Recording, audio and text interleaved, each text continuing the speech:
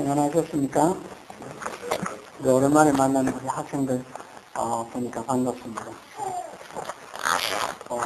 오늘 방학 마치고 오늘 청원 학생들 이름 한번 불러봐야겠는데요. 유원경, 최서원, 그리고 우리 학교 오늘 인시즌 템포러리 오늘 함께 예배에 참석한 우리 이부설 그들이 옆에 있는 이름이 뭐예요? 이름이 뭐예요? 박혜님, 혜성이 누나인가 봐요. 그리고 고태호, 이동우, 이름을 내가 그래도 안 잊어먹었네. 조금 이따가 잊어버린 이름이 나올지도 모르지. 우리 고보경, 또 이분들 청원사는 누구예요? 저 뒤에, 김태환, 문성민, 박대성,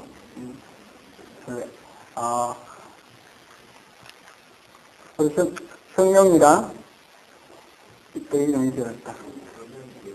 현기, 정현기, 김성룡? 우리 젊은, 청소년들 같이 이렇게, 예배드리기 위해서 매우 기쁘고, 현기 이름 제가 잠깐 잊어버렸지만, 진짜 잊어버린 거 아니에요? 전하게 생각하지 말아요. 아주 반갑습니다. 혜진이도 또 뉴플리머스 갔다가 다시 왔네?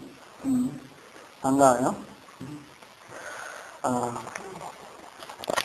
우리가 지난주에 우리 함께 본 말씀이 예수님께서 성전을 청소하신 사건이었습니다. 성전 그 안뜰에 거기에 소도 팔고 양도 팔고 비둘기도 팔고 그 다음에 각 지역에서 온 사람들이 돈을 바꿀 수 있는 환경상들 돈 바꾸는 그러한 장사꾼으로 확대시한 그 성전을 일부에 뒤엎어버리는 그런 예수님의 사역을 보았습니다. 예수님의 공생의 사역 중에 첫 번째 사역이 가나의 혼인잔치, 거기서 포도주를 물로 바꾸는, 물을 포도주로 바꾸는, 그런 말씀드렸네요. 그런 일이 있었는데, 그것이 무슨 의미라고 그랬습니까? 여러 가지 우리가 생각해 볼 수 있겠지만,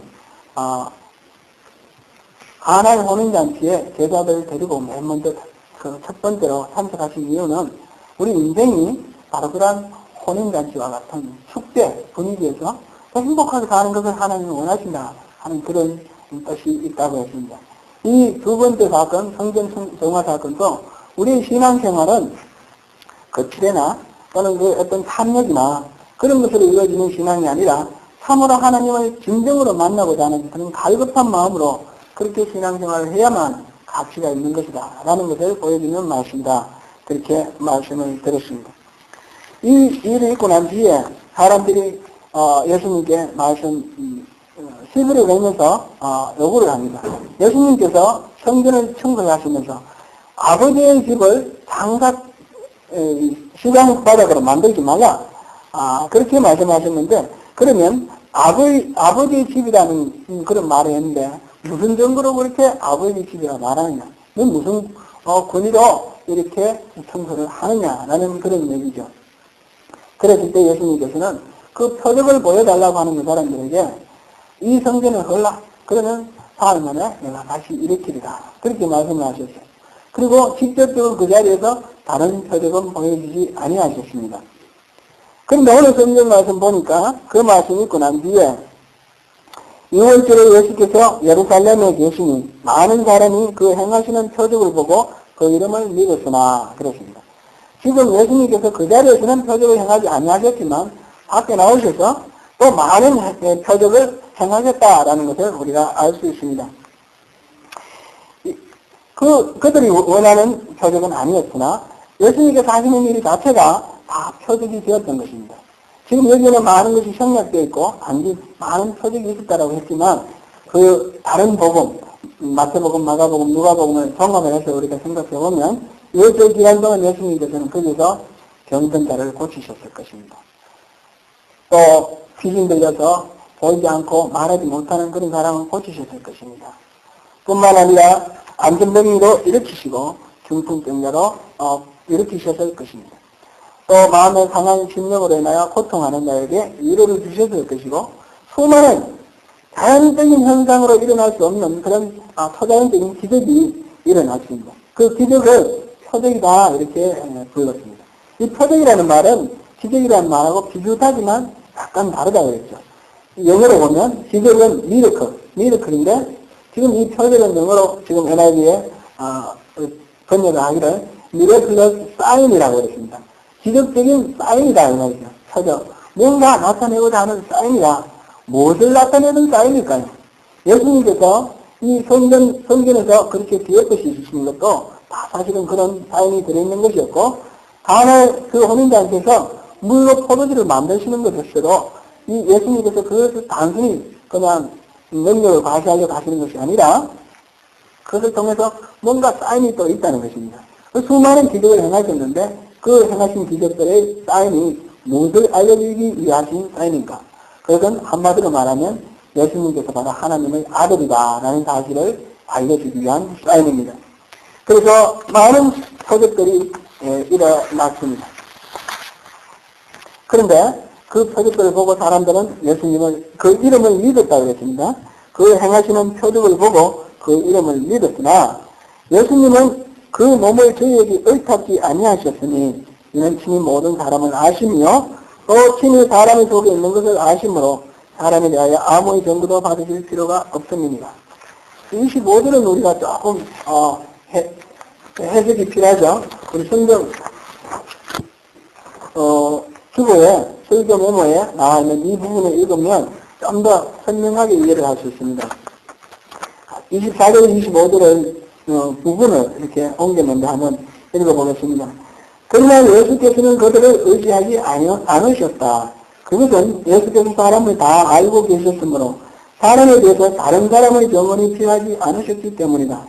예수께서는 사람의 속마음까지 다 알고 계셨다. 그것이 분명하죠?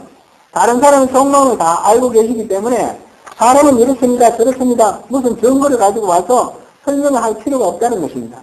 이미 예수님은 다 알고 계신다는 것입니다. 우리 모두의 속마음을 다 알고 계신다 하는 것을 알 수 있습니다.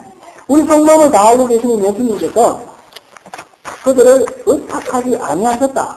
그들은 그 이름을 믿었는데 예수님은 의탁하지 아니하셨다라고 기록되어 있습니다. 왜 그랬을까요? 예수님은 과연 그러면 어떤 경우에는 의탁하시고 어떤 경우는 의탁하지 아니하실까요? 그것을 오늘 우리 한번 찾아보면서 함께 은혜를 나누고자 합니다. 첫 번째로 예수님께서는 어떤 사람에게 의탁하시느냐 하면 마음은 죽게 굴복하는 자에게 의탁하십니다. 예수님이 그들을 의탁하지 아니하신 이유는 그 속마음을 다 들여다봤을 때 겉으로는 믿는다 하지만 마음속으로 완전히 예수님께 굴복하지 아니하는 그런 것을 발견했습니다. 그래서 이 사람들에게 내 자신을 의탁하고 또 믿을 수가 없다 하는 것을 보여주신 것이죠. 여기서 잠깐 그러면 그 이름을 믿었다라는 말이 무슨 말이냐 한번 생각해 볼 필요가 있습니다. 1장 12절을 한번 보시겠습니다. 1장 12절 요한복음 1장 12절 보면 영접하는 자 곧 그 이름을 믿는 자들에게는 하나님의 자녀가 되는 권세를 주셨으니 그 이름을 믿는 자라는 말을 똑같이 사용하고 있습니다. 그런데 영접하는 자 곧 그 이름을 믿는 자들에게는 하나님의 자녀가 되는 권세를 주셨다 그랬고 지금 이 본문 지금 2장 23절에 행하시는 표적을 보고 그 이름을 믿었으나 예수는 그 몸을 저에게 의탁지 아니하셨다 그랬습니다. 앞에는 분명히 긍정적인 표현이었고 뒤에는 긍정이 완전하지 못한 부분적인 부정의 표현이라는 것을 알 수 있습니다. 완전하게 의탁할 만큼 그렇게 믿음이 없다라는 것을 말합니다. 온전한 믿음이 안 되었다라는 것을 의미하는 것입니다. 믿음이라고 다 믿음이냐? 믿음이라야 믿음이지. 이렇게 말하자면 그렇게 표현할 수 있습니다. 사람이면 다 사람이냐? 사람이라야 사람이지. 어릴 때 어머니한테 많이 들었던 그런 이야기입니다. 무조건 다 똑같지 않다는 것이죠. 그래서 다 와야지 된다. 다 와야 돼. 믿음 다 와야지 된다라는 것입니다. 지금 그 이름을 믿는다 그랬는데 그 이름을 믿는 것이 앞에서 영접하는 자, 곧 그 이름을 믿는 자와는 다르다는 것입니다. 그것과 같은 그런 참다운 믿음이 아니라는 사실입니다. 믿음은 다 똑같지는 않습니다. 믿는다 하더라도 온전하지 못한 믿음이 있습니다. 마태복음 12장 22절에서 30절 사이에 보면 예수님께서 귀신이 들려서 걷지 못하고 말하지 못하는 그런 사람을 고쳐주는 사건이 있습니다. 예수님께서 고쳐주시고 난 뒤에 그 광경을 바라보는 많은 사람들이 깜짝 놀랐네요. 이야, 어떻게 해서 이런 일이 일어날까? 그러면서 다윗의 자손이다 이렇게 말을 합니다. 그런데 그 중에 있던 바리새인들이 예수님께 시비를 겁니다. 아이고, 내가 보니까 이 귀신을 쫓아낸 것 같은데, 귀신을 쫓아내는 건 아무래도 틀림없이 귀신의 왕이니까 그렇겠지. 바알세불이다 그렇게 말합니다. 귀신의 왕이니까 귀신을 쫓아내지. 그렇게 얘기를 할 때에 얘기를 합니다. 예수님이 귀신을 쫓아냈다는 사실을 확실히 믿습니다. 거기에 대해서 아무런 의심이 없습니다. 그렇지만 귀신을 쫓아내는 것은 예수님이 하나님의 아들이기 때문에 쫓아낸 것이 아니라 귀신의 왕이기 때문에 쫓아냈다. 믿는데도 종류가 다른 것입니다. 믿는데도 그렇기 때문에 결과가 달라집니다. 바리새인들은 그 광경을 보고 이 예수님을 반드시 죽여야 되겠다. 그렇게 결과가 나옵니다. 다른 사람들은 예수님을 구세주로 믿는데 바리새인들은 죽여야 되겠다는 그런 결과가 나옵니다. 믿음에도 똑같은 믿음으로 한이한 그러한 믿음이 결과가 나올 수가 있습니다. 한 걸음 더 나아가서 지금 여기서 말하는 것은 뭐 그렇다고 해서 바알세불이다 그렇게 믿었다는 뜻은 아닙니다. 수많은 표적을 보고 무슨 다른 어떤 생각을 한 것이 아니라 귀신 들려서 보지 못하고 말하지 못하는 그 병자를 고치는 상황 속에서 많은 사람들이 놀라며 다윗의 자손이다 이렇게 말했던 것과 마찬가지로 이 사람들도 지금 예수님께서 표적을 행하시는 거 보고 이야 놀랍다. 이건 보통 일이 아니다. 이분은 옛날 사람이 아니다. 이 사람은 바로 메시아다. 우리가 진짜 기다리던 선지자다. 그렇게 말했던, 그렇게 믿었던 것이 틀림없습니다. 그 이름을 믿었다라는 것은 단순히 그 사람 이름이 누구다 라는 것을 믿었다는 말이 아니죠. 최서원이, 저 사람이 최서원이다 라는 것을 믿었다는 것이 아니라 최서원이라는 사람이 어떤 사람이고 그 사람의 가르침을 인정하고 받아들인다는 것까지 포함합니다. 예수님이 표적을 짚으시고 보고 이분이 메시아다는 것을 인정하고 그다음 예수님의 가르침을 받아들인다는 것까지 포함하는 그런 내용입니다. 그런데 왜 예수님께서는 그들을 의탁하지 아니하셨을까요? 그런데 왜 의탁하지 아니하셨을까? 여기는 이름을 믿는다라는 것으로 불충분하다는 것을 알 수 있습니다. 그것은 그 가르침을 인정하고 받아들이고 믿지만은 근데 그것을 내게 적용시키지 않는다는 것입니다. 예수님이 그 속을 들여다 보니까 탐복을 하고 메시아라고 생각을 하는데 그 메시아의 말씀을 자기의 그 삶의 원칙으로 받아들이고 자기에게 적용시켜서 변화하려고 하는 그런 마음이 없다는 것입니다. 그 속을 이렇게 들여다 보니까 그들에게 의탁할 수가 없는 것입니다. 그 이름을 믿는 것은 믿는 것이지만 완전히 아버지처럼 영접하는 자, 예수를 구세주로 내 삶의 주인으로 영접하는 자가 아직 못 됩니다. 그렇기 때문에 그들은 하나님의 자녀가 되는 권세를 아직까지도 얻지 못합니다. 단지 이름만 믿는 것입니다. 그분의 가르침이 사당성이 있다. 야 대단하다. 좀 의미 있다. 의미롭다. 그 정도까지는 되는 것인데 그러니까 내가 결단을 하고 내가 따라야지. 내가 이렇게 생활을 변화시켜야지. 내가 이런 삶을 살아야지. 그런 결단이 아직 없다는 것입니다. 열심히 교회에 나오고 스스로 기독교 신자라는 것을 의심하지 않는 믿음이 많은 그런 신자 가운데도 믿음이 분명하지만 그것을 내 안에 적용하지 않으므로 이렇게 하나님이 아직도 의탁하지 못하는 그런 사람들이 얼마든지 있을 수 있다는 사실을 이 시간 우리 함께 보시기를 바랍니다. 교회 모든 모임에 참여하고 열심히 봉사를 합니다. 또 예수님의 가르침은 참으로 우리에게 유익하고 도덕적으로 참 좋다 해서 그것을 교회학교 교사라든지 교사의 학생들을 가르친다든지 아니면 집에 자녀들에게 가르칩니다. 근데 그 가르침이 내게 진실하게 하나님의 가르침, 하나님의 삶의 원칙으로 이렇게 다가와 있지는 못합니다. 여전히 옛날의 생각, 자기의 시각, 자기 나름대로 신앙생활을 하는 그런 경우가 있다는 것입니다. 그런 경우에 예수님께서는 그에게 의탁하지 아니하십니다. 그를 온전히 믿지 아니하십니다. 그런 사람을 분별하는 그 시험지, 리트머스 종이는 어떤 것일까요? 그건 이렇게 물어보면 되는 것입니다. 당신은 변해야 합니다. 당신의 지금의 이런 부분은 하나님이 절대 기뻐하지 아니하십니다. 이런 상태로는 도저히 하나님의 백성이라고 인정받기 어렵습니다. 지금 이것을 버리십시오.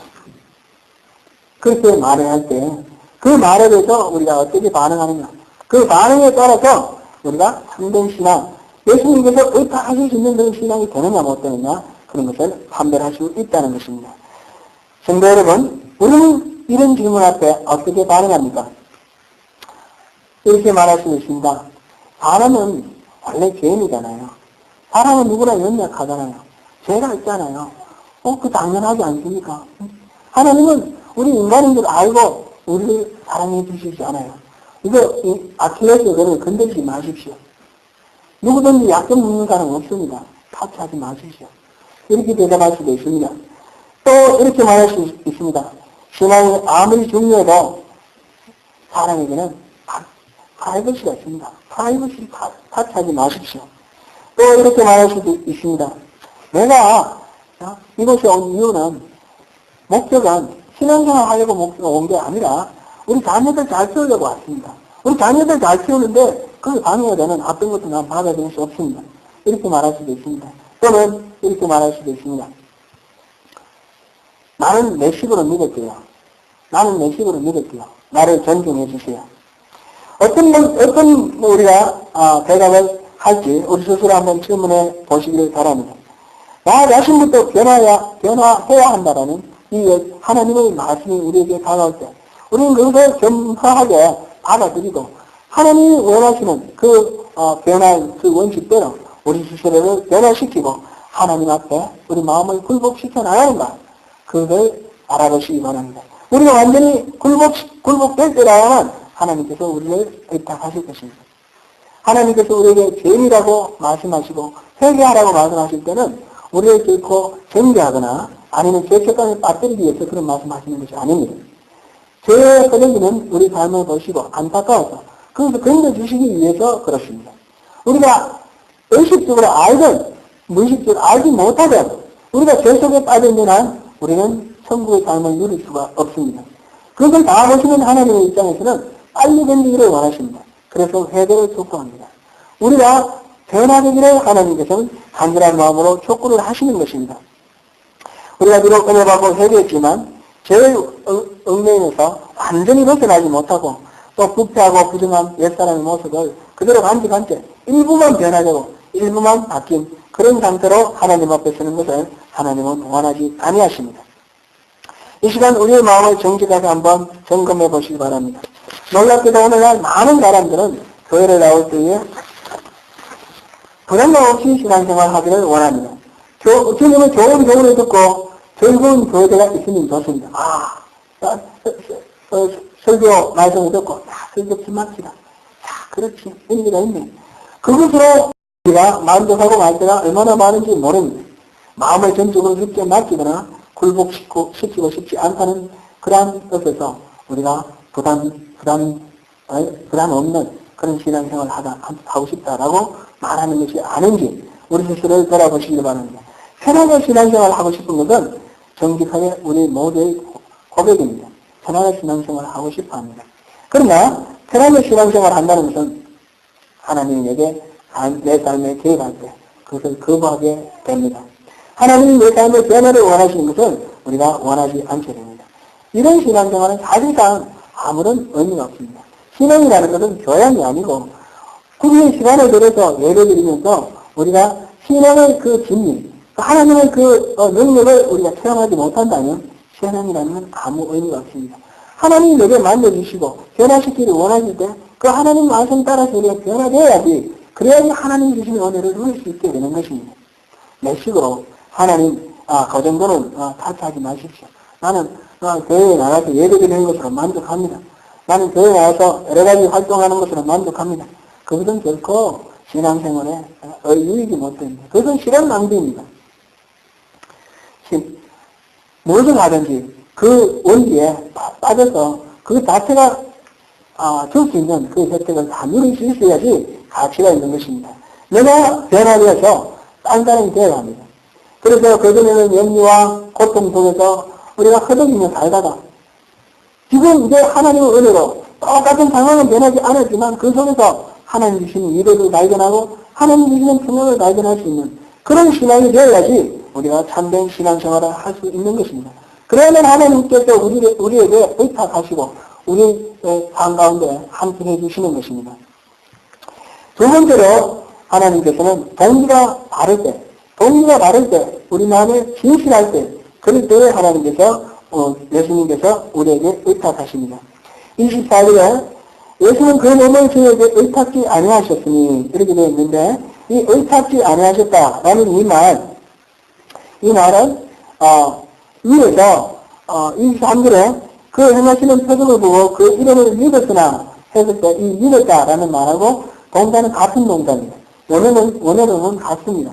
지금 영어 성경으로 같은 말로 나와 있습니다. 여기서 interest라고 나와 있고 believing이라고 되어 있는데 이 NIV는 그렇게 나와 있는데 다른 것에 보면 trust하고 똑같이 그렇게 나와 있습니다. 사람들은 예수님을 trust했습니다. 믿었습니다. 그런데 예수님은 사람을 trust하지 않았습니다. 믿지 않았습니다. 같은 단어지만 의미가 다르다는 것입니다.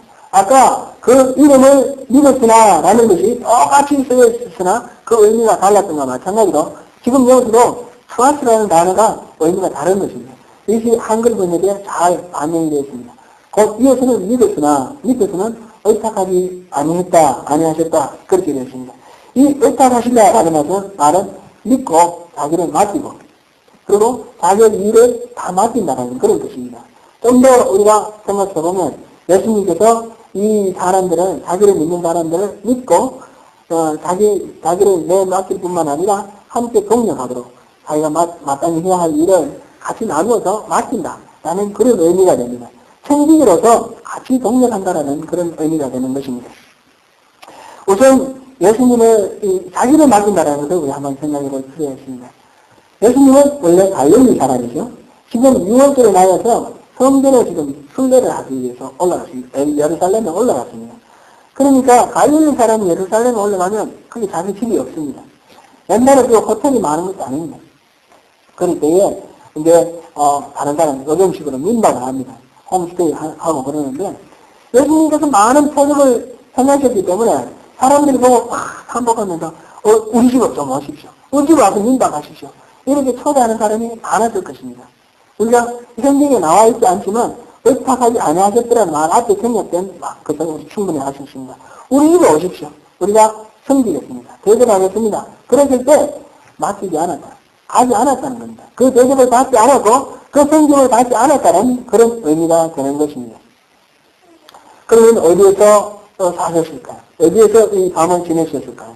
예수님은 전체적으로 보면 이 6월절 저으면서 예수님이 하시는 활동을 보면 겟세마네 동산에서 기도를 하시는 것이 아주 습관이 되어 있습니다. 그러니까 나중에 유다가 보면 예수님을 배반할 때 그게 예수님하고 미리 세월 만찬 자리에서 헤어졌는데 나중에 겟세마네 동산에서 기도하실 때 유다가 예수님 어디 있을지 알고 거기를 찾아옵니다. 말하자면 예수님은 그때에 6월절 기간 동안에 겟세마네 동산에서 농축을 하신다는 겁니다. 누구 사람 집에 가서 대접받고 따뜻한 그런 잠자리를 찾지 아니하고 산에서 나누면서 농축하면서 기도하면서 그러면서 시간을 보내신다는 것입니다. 그 6월절 기간 일주일을 그렇게 보내시고 떠나가시는 겁니다. 많은 사람들이 예수님을 보고 한복하면서 우리 집에 와서 주무십시오. 우리 집에 와서 우리 식사 대접할 테니까 오십시오 그랬는데 예수님은 안 가셨습니다. 왜 안 가셨을까요? 왜 판결이 맞으면서 겟세마네 동산에서 시간 보내는 것을 더 좋아하셨을까요? 그들의 마음을 들여다보면서 그 마음의 동기가 순수하지 않았기 때문에 그렇습니다. 그들의 마음을 다 보고 사람들이 다 아무런 증거를 갖다 댈 필요 없이 다 알았다. 속속들이 다 알았다라고 이렇게 기록하고 있습니다. 그 마음을 들여다보니까 세력을 보고 그 이름을 믿는 이 사람들의 마음은 온전한 성경이 되지 못한다는 것을 예수님께서는 아셨습니다. 우리는 예수의 이름을 믿고 또 모시고 가는 이 사람들의 마음속에 무슨 문제가 있었는지 그것을 우리가 함께 우리 스스로 돌아보면서 점검함으로 하나님께 진짜 의탁할 수 있는 그런 믿음이 되어야겠다, 될 수 있도록 우리가 길을 찾아야겠습니다. 때때로 우리는 교회에서 여러 가지 섬김을 통해 은혜를 받기도 하고, 또 섬김을 통해 실망을 하고 낙심하기도 합니다. 섬김이라는 것은 우리가 믿음을 표시하는 것입니다. 내가 잘 믿고 그렇게 표시하는 것인데, 그런데 섬김을 통해서 은혜 받는 경우도 있고 섬김을 통해서 실족하는 경우도 있는데, 이 차이가 어디에서 나오는 것입니까? 그 경계선이 어디에 있습니까? 바로 섬김의 동기에서 우리가 그것을 발견할 수 있습니다. 얼마나 많이 섬기느냐, 적게 섬기느냐가 문제가 아닙니다. 많이 섬겨서 너무 힘들어서 실망하고, 조금 섬기니까 힘 안 되니까 실망 안 하고 은혜 받고 그런 것이 아닙니다. 때는 어떤 힘들고 어렵고 아주 버거운 그런 일을 맡았기 때문에 실족하고, 쉽고 편안한 그런 일이기 때문에 아무리 양이 많아도 실족 안 하고 은혜 받는 것, 그런 것도 아닙니다. 이거는 어렵고 쉽고 많고 적고의 문제가 아닙니다. 그 동기가 문제가 되는 것입니다. 동기가, 섬김의 동기가 은혜로 이루어지는 섬김일 때는 그 열매도 은혜가 돌아오는 것입니다. 섬김의 동기가 다른 것일 때, 은혜가 아니고 다른 것일 때, 나의 과시나 나의 어떤 교만에서 나오는 그런 것일 수 있습니다. 또는 내가 사람 눈치 보면서 사람들의 어떤 인정을 받기 위해서 그렇게 생기는 경우도 있을 것입니다. 그럴 때는 힘이 들고 지치고 고난에 빠질 수밖에 없습니다. 은혜의 열매를 맺기가 참으로 어렵게 되는 것입니다. 하나님을 기대하고 그 엄밀하신 하나님이 나를 위하여 베풀어 주신 그 은혜를 생각해야 합니다. 우리는 더 많은 은혜를 누리기를 원하고 더 많은 축복을 누리기를 원하는데, 하나님께서 이미 우리에게 주신 은혜가 우리가 감사하기에 족합니다. 우리 생명을 주셨지 않습니까? 우리 육신이 어디에서 나왔습니까? 하나님이 생명 주셨기 때문에 우리 육신이 나왔습니다. 그뿐이 아니죠. 우리가 육신의 생명만 있는 것이 아니라 하나님께서는 그 육신의 생명이 있음에도 불구하고 여전히 죄 속에 빠져있는 우리에게 우리를 온전히 천국으로 초청하시기 위해서 영원의 생명을 주셨지 않습니까? 영원한 생명을 주셨지 않습니까? 그것을 위해서 우리가 아직 하나님을 알지 못할 때, 우리가 하나님을 적대하고 하나님을 거부할 때, 그때 예수 그리스도를 보내셨어요. 자기 자식을 독생자로 보내셔서 십자가에 달려 죽게 하시고, 그 많은 피를 흘리고 그 고통을 겪고 그리고 죽게 하셨습니다. 오늘 우리 주보에 나와 있는 글을 한번 읽어보시기 바랍니다. 어떤 수의사가 어떤 집에서 닭을 키우는데, 병아리가 병리들에서 시름시름 앓다가 죽게 되었습니다. 근데 수의사가 와서 진찰을 해보고 암탉을 한 마리 구워서 먹이면 산다고 그렇게 말합니다. 그러니까 주인이 바로 화를 내죠. 아니, 병아리를 살리기 위해서 암탉을 구워서 먹인다는 게 말이 됩니까? 근데 여러분, 병아리를 살리기 위해서 암탉을 구워서 먹는 것이 아니고요. 송아지를 삶아 구워 먹이라면 어떻게 하시겠습니까?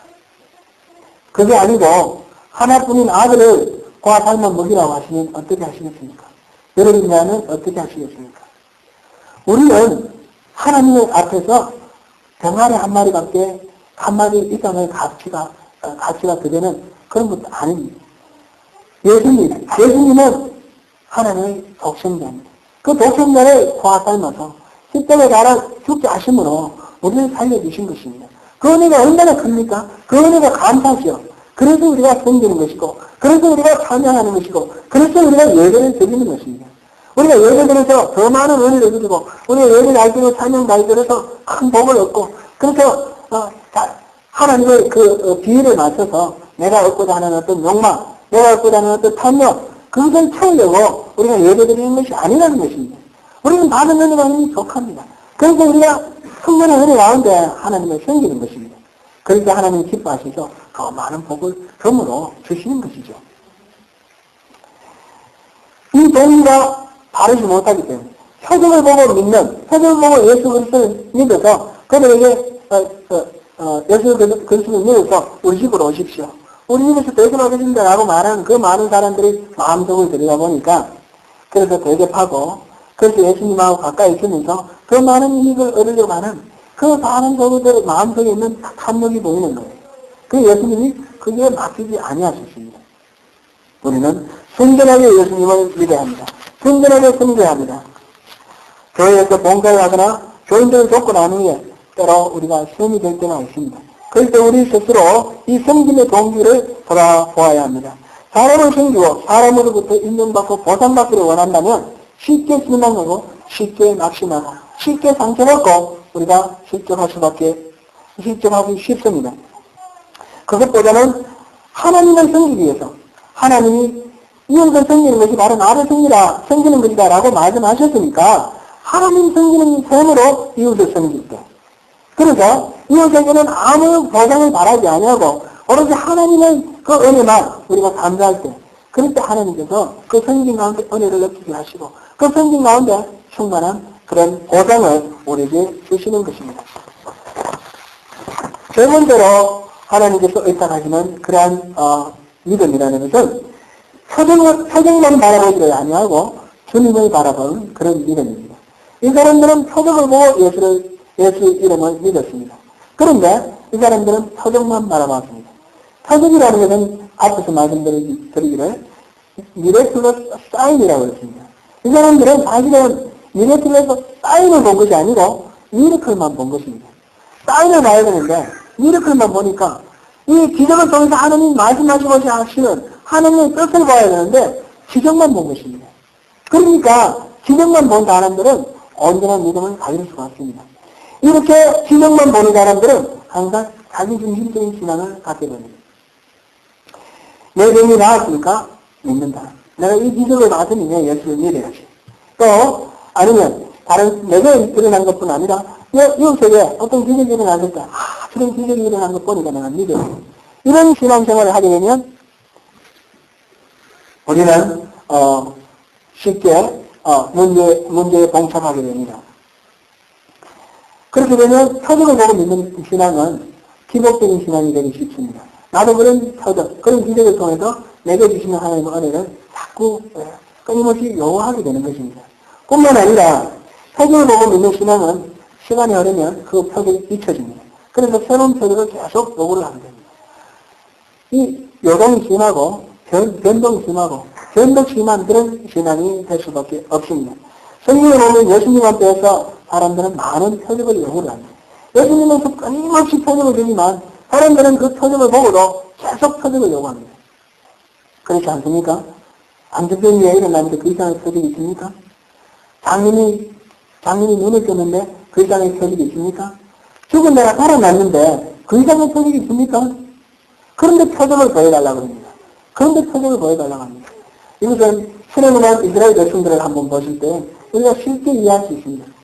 이스라엘 백성들은 하나님이 어떤 분인지 분명히 봤습니다. 이집트 땅에서 10번의 그 재앙을 통해서 하나님의 은혜오심을 봤습니다. 그래서 하나님을 믿지 못합니다. 홍해 앞바다에서 그 홍해가 갈라지고 그 홍해 바닥으로 걸어서 나온 사람들입니다. 통만 사람들입니다. 그리고 그 뒤에 따라오던 이집트 군대들은 그 물속에 빠져 죽는 것을 눈으로 목격했습니다. 그런데도 3일 걷다가 마라라는 곳에서 우물이 나지는데 그 우물이 썩물이 나오니까 하나님을 원망합니다. 모세를 원망합니다. 우리 여기서 우리 목말라 죽겠는데 우리 여기서 죽이려고 데리고 왔느냐. 그렇게 원망하는 것이 이 이스라엘 백성들입니다. 그 마라의 물을 하나님이 단물로 바꿔주셨습니다. 그래서 그 갈등을 세워주셨습니다. 그리고 불과 한 20km 정도 떨어진 곳에 엘림이라는 그러한 오아시스가 있었습니다. 그게 물샘 12개가 있었고 성령나무 70그루가 있었습니다. 그것은 200만이 되는 그 이스라엘 백성들이 다 마음껏 목욕도 하고 먹고 마음껏 그렇게 할 수 있을 만큼 충분한 그런 물이었습니다. 그걸 겪고 난 뒤에 그럼 조금 지나다가 한 며칠 지나다가 이 이스라엘 백성들은 또 하나님께 원망을 합니다. 우리가 여기서 배가 고파서 굶어 죽겠다. 우리가 여기서 목이 말라서 죽겠다. 하나님은 만나를 주시고 메추라기를 주시고 배를 물려주십니다. 그리고 머리가에서 그 바위를 통해서 물을 내어주십니다. 그런데도 불구하고 이스라엘 백성은 끊임없이 하나님을 원망합니다. 끊임없는 표적을 요구하는 것입니다. 무슨 말씀입니까? 예수님의 그 복음에서도 그렇고 이 이스라엘 백성들이 출애굽기를 통해서도 그렇고 표적을 바라보고 사는 그런 신앙은 끊임없이 표적을 요구할 수밖에 없고, 시간이 지나면 금세 잊어버리고 또다시 새로운 표적을 요구할 수밖에 없는 것입니다. 그러면 그 신앙은, 우리가 표적을 보고 믿는 신앙은 강해 보입니다. 우리가 눈으로 봤으니까, 체험했으니까, 아주 강한 신앙 같습니다. 그러나 정작 위기가 당했을 때, 정작 어려움이 있을 때, 그런 신앙은 믿어지기 쉽게 그 신앙을 잃어버립니다. 새로운 표적을 요구하는데 새로운 표적이 일어나지 않을 때 하나님이 날 버리셨구나. 하나님이 이제 날 떠나셨구나. 그렇게 실망하게 되는 것입니다. 표적을 구하지 마십시오. 표적을 구하지 마시고 표적을 볼 때 그 표적을 일으키시는 그 주님을 봐야 합니다. 예수님의 그 표적을 보고 이 사람들은 예수를 봐야 되는데 예수를 보지 않고 표적을 보고 믿었다는 것입니다. 우리가 하나님의 은혜를 우리가 깨닫고 체험할 때 그 속에 묶여 있어서는 안 되는 것입니다. 그 은혜를 베풀어 주신 하나님을 봐야 합니다. 우리가 주를 봐야 합니다. 기적을 보는 것이 아니라 기적을 베푸신 주를 봐야 합니다. 우리에게 은혜를 끼쳐주신 그 하나님의 그 은혜를 보아야 합니다. 예수님께서 한 번은 갈릴리 호수를 건너가실 때 제자들만 먼저 보내신 적이 있습니다. 제자들만 배를 타고 가다가 바다 한가운데 풍랑을 만났습니다. 캄캄한 밤중에 풍랑을 만나서 빠져 죽을까 전전긍긍할 때 예수님이 머리를 걸어오시는 걸 봅니다. 그런데 보고 베드로가 예수님께 막 달려갑니다. 그리고 막 달려갔는데 무리를 달려갔죠. 무리를 걸어갔죠. 베드로는 무리를 갔습니다. 예수님을 바라보고 무리를 걸어갔습니다. 그런데 가다가 보니까 바람이 세차고 파도가 심합니다. 파도를 보고 바람을 보고 베드로가 공포에 빠졌습니다. 그 순간 이 베드로의 몸이 물속에 빠져들어갔습니다. 베드로가 예수님을 바라봤을 때, 주만 바라봤을 때 베드로는 무리를 걸어갈 수 있었습니다. 그러나 파도를 바라보고 바람을 바라봤을 때 그 베드로는 물에 빠졌습니다. 우리는 주님을 바라볼 때, 우리가 주님을 바라볼 때 우리가 이길 수 있습니다. 무리를 걷는 것과 같은 기적이 우리에게 일어납니다. 그러나 그 환경을 바라보고 척박한 상황 속에서 우리에게 상처 주는 그 상황 속에 우리가 갇혀 있을 때는 우리는 물속에 빠져들어갈 수밖에 없습니다. 이런 찬송이 있죠? 사람을 보고 세상을 볼 때 만족함이 없었네. 나의 하나님 그분을 볼 때 나는 만족하였네. 이런 이 찬송이 있죠? 사람을 보고 세상을 보면 우리는 만족할 수 없어요. 왜냐하면 사람들 비교해보면 나보다 변화의 사람은 언제나 있어요. 나보다 더 변한 사람은 언제나 있습니다. 우리가 어떤 기도 제목에서 병이 들어서 이 병을 낫게 해주십시오. 하나님 이 병을 고쳐주십시오. 그리고 막 그 기도를 하는데 병이 나오면 그 안에 아무런 기도 제목이 없습니까? 그래서 다른 기도 제목이 나옵니다. 그랬을 때 이 문제를 바라보고 내게 다가오는 그 상황, 병이라든지 어떤 사업이라든지 다른 어떤 모든 문제들, 내게 끊임없이 다가오는 그 문제들을 바라볼 때는 우리는 그 문제 속에 빠져서 흐적거릴 수밖에 없습니다. 그 문제를 다스리시는 하나님, 그 문제를 통해서 우리에게 사인을 주시는 하나님, 이 모든 우리에게 주시는 그 권한은 그냥 주시는 것이 없습니다. 다 사인이 있습니다. 하나님의 뜻이 있습니다. 우리가 죄책에 빠졌을 때 회개하라고 주시는 사인도 있고, 우리의 권한 속에 더욱 튼튼해지라고 주시는 그런 권한도 있습니다. 그 권한 속에서 하나님이 주시는 하나님의 메시지, 그 사인을 발견하면 우리는 그 권한에 빠져들지 않고 우리가 그 권한에 빠져서 허우적거리고 실망하고 낙심하고 좌절하고 주저앉고 그런 어리석음에 빠지지 않는 것입니다. 물속에 빠지는 베드로같이 상황을 보고 바람을 보고 파도를 보는 것은 우리 그 물속에 빠져들어가는 그런 지름길입니다. 우리는 그 물을 보지 말고 파도를 보지 말고 바람을 보지 말고 상황을 보지 말고 문제를 보지 말고 그 문제 배후에서 우리에게 사인을 보내주시는 하나님을 봐야 합니다. 주만 바라봐야 됩니다. 예수님께서는 그 주만 바라보는 자, 그 자를 의탁하십니다. 그에게 우리가 예수님께서 함께 일하자, 함께 우리가 동력하자, 그렇게 하시면서 자신을 내맡기시고 자신의 일을 맡겨주시는 것입니다. 예수님이 의탁하지 아니하신 이유는 그 마음속에 그것이 없었기 때문입니다. 우리 마음속에 이것이 있어야 합니다. 주만 바라보는 그 믿음. 그래서 문제 속에 빠져있지 않고 하나님께서 친구 되어주시고 하나님께서 동력자 되어주시는 그 은혜 가운데 우리가 기쁨을 누리고 아무리 우리에게 어려움이 있더라도 그것을 이길 수 있는 힘을 우리가 갖게 되는 것입니다. 오늘은 예수님의 그 표적을 보고 믿는 이 신앙, 그것은 예수님이 믿고 의탁하지 않는다는 이 말씀을 통해서 우리 신앙을 살펴보았습니다. 믿는다고 하더라도 우리의 마음이 굴복하여 그분을 우리의 주인으로 온전히 모시고 그분의 말씀대로 우리 스스로를 변화시키고 우리 살짝 복종시켜 나가는 자기 결단이 필요한 것입니다. 그만두세요 할 때 그만두는 하나님의 말씀, 그 하나님 그만두라 하는 그 말씀 앞에 겸손하게 우리 스스로를 노출시키고 따르는 순종하는 그런 믿음이 있어야 하는 것입니다. 그리고 예수님을 섬기되 교회를 섬기되 하나님을 섬기되 그분의 그 주신 사랑의 가운데서 섬겨합니다. 우리가 그 섬김을 통해서 뭔가 보상을 바라거나 섬김을 통해서 자기 만족을 얻으려고 하는 그러한 섬김은 아무런 유익이 없습니다. 아울러 또한 표정만 보고 와우 감탄하면서 구경꾼으로서 그렇게 믿는 그런 신앙은 아무런 의미가 없습니다. 표정을 통해서 우리에게 말씀하시는 하나님의 사인, 표정을 통해서 주시는 하나님의 사인을 읽는 그런 신앙이 되어야 합니다. 그것이 바로 우리가 하나님 앞에 부르심을 받은 그런 이유입니다. 하나님이 우리를 택하시고 부르신 이유가 바로 우리가 변화되어서 하나님의 사람이 되기를 원하시는 것입니다. 그러니까 하나님이 주시는 그 평강과 기쁨 속에서 하나님의 만족을 누리기를 원하시는 것입니다. 그러니까 하나님의 나라에서 함께 천국을 살아가기를 원하시기 때문에 우리를 부르신 것입니다. 우리는 하나님의 부르심에 응하여서 바로 이렇게 스스로를 변화시켜 나가는 가운데 참된 평강을 느끼고 참된 그 복을 누리는 저와 여러분이 되시기를 축원합니다. 기도하겠습니다. 은혜로우신 하나님,